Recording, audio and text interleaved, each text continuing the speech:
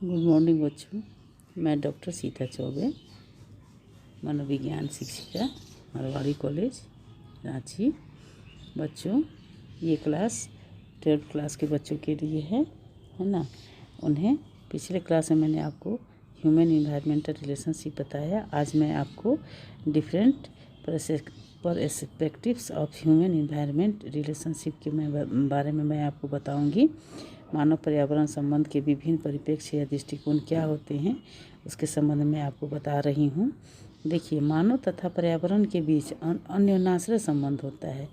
पर्यावरण का मानव पर प्रभाव पड़ता है तथा मानव भी पर्यावरण को प्रभावित करता है ना। प्रसिद्ध वैज्ञानिक स्टोकोल्स जो थे, उन्होंने 1990 में ये मानव पर्यावरण के संबंध में इस संबंध का अध्ययन करने के लिए भी कुछ 3 तरह के दृष्टिकोण को बताया है। उसमें कौन कौन सा दृष्टिकोण है, इसको देखिए। न्यूनतमवादी परिप्रेक्ष्य है ना, मिनिमाइजेशन पर्सपेक्टिव। इस परिप्रेक्ष्य की मान्यता यह है कि भौतिक पर्यावरण का प्रभाव क्या होता है। भौतिक पर्यावरण का प्रभाव मानव व्यवहार पर कम से कम या न के बराबर पड़ता है। क्या होता है, इस परिप्रेक्ष्य की मान्यता यह है कि भौतिक पर्यावरण का प्रभाव मानव व्यवहार पर कम से कम या न के बराबर पड़ता है। वास्तविकता यह है कि भौतिक पर्यावरण तथा मनुष्य दोनों ही दो समानांतर तत्व के रूप में होते हैं।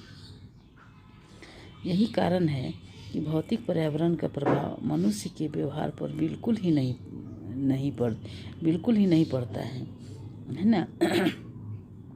इसमें क्या होता है कि भौतिक पर्यावरण तथा मनुष्य दोनों को ही समानांतर तत्व के रूप में होते हैं और इसके कारण मनुष्य पर उसका प्रभाव बिल्कुल नहीं पड़ता है।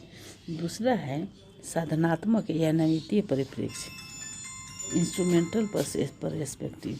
इस परिप्रेक्ष्य की मान्यता यह है कि भौतिक पर्यावरण मूलतः मनुष्यों के दुख एवं कल्याण के लिए होता है। क्या होता है, मनुष्यों के दुख एवं कल्याण के लिए होता है। तो दूसरे शब्द में यह हम कह सकते हैं कि भौतिक पर्यावरण व्यक्ति को अपने आराम, सुख एवं कल्याण के सहायक होते हैं। जैसे पहाड़, वन, सड़क, झील आदि, नदी, ये सब कुछ ऐसे तत्व हैं जिनका व्यक्ति उपयोग कर मानव सुख में वृद्धि कर सकता है और मानव जीवन आनंदमय होता है ना। इन सभी चीज़ को क्या है, जो साधन युक्त हैं, जो इंस्ट्रूमेंटल हैं, है ना, जो इंस्ट्रूमेंटल परिप्रेक्ष्य हमारे सामने है, उसका हम उपयोग कर सकते हैं। तो अब हम ये क्या कह सकते हैं कि पर्यावरण व्यक्ति को अपने आराम, सुख और कल्याण में सहायक करता है। भौतिक पर्यावरण क्या है, व्यक्ति के आराम में, सुख में और कल्याण में क्या होता है, सहायक होता है। जैसे क्या क्या है, अभी हमने बताया आपको, पहाड़ है, पहाड़ से बहुत सारी चीज़ें, लकड़ियाँ, जड़ी बूटी, खाद्य पदार्थ, बहुत सारी चीज़ें मिलती हैं जो मनुष्य के जीवन के लिए क्या होता है, सहायक होता है। ठीक है। उसी तरह वन है, सड़क है, झील है, नदी है, ये सभी ऐसे तत्व हैं जिनका व्यक्ति उपयोग कर मानव सुख में वृद्धि कर सकता है और मानव जीवन इससे क्या होता है, आनंदमय होता है। अब देखिए, अब तीसरा परिप्रेक्ष्य क्या है, आध्यात्मिक परिप्रेक्ष्य, स्पिरिचुअल स्पिरिट्स, है ना। इस परिप्रेक्ष्य में इस बात पर बल डाला जाता है कि भौतिक पर्यावरण की कुछ ऐसी चीज़ें होती हैं जिसे मानव जाति को अंदर तथा उसका सम्मान करना चाहिए। इसे मानव जाति को आदर और सम्मान करना चाहिए, क्योंकि उसके पास कुछ अलौकिक शक्तियाँ होती हैं। ऐसे पर्यावरण को न तो नष्ट करना चाहिए और न ही उनका शोषण होना चाहिए। मानव तभी तक सुखी रह सकता है जब तक कि पर्यावरण को स्वस्थ एवं प्राकृतिक रखा जाता है ना। तो ये सब चीज़ हम देख रहे हैं कि क्या क्या इसमें होना चाहिए। देखिए, आध्यात्मिक परिप्रेक्ष्य में क्या है कि भौतिक पर्यावरण की कुछ ऐसी चीज़ें होती हैं जिसे मानव जाति को आदर और सम्मान करना चाहिए। इससे क्या होता है कि मनुष्य सुखी जीवन और सम्मानित जीवन व्यतीत कर सकता है, क्योंकि इन सभी में कुछ अलौकिक शक्तियाँ होती हैं। उसे ना नष्ट करना है और ना उसका हम लोग को शोषण करना है।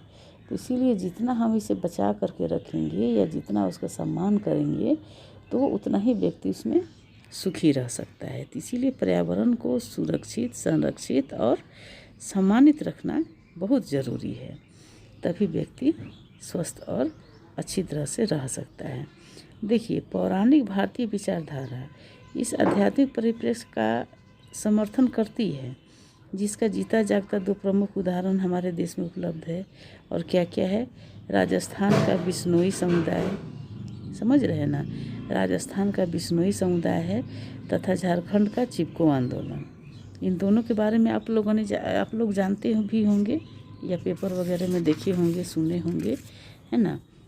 तो उसके बारे में ज़रूर जानते होंगे। यदि नहीं जान रहे हैं तो मैं एक बार आपको फिर से बता देती हूँ, है ना। और आपको मैं बताती हूँ कि ये क्या क्या होता है। तो बच्चों, अगले क्लास में मैं बिश्नोई समुदाय तथा चिपको आंदोलन के बारे में मैं आपको बताऊँगी। तब तक के लिए धन्यवाद।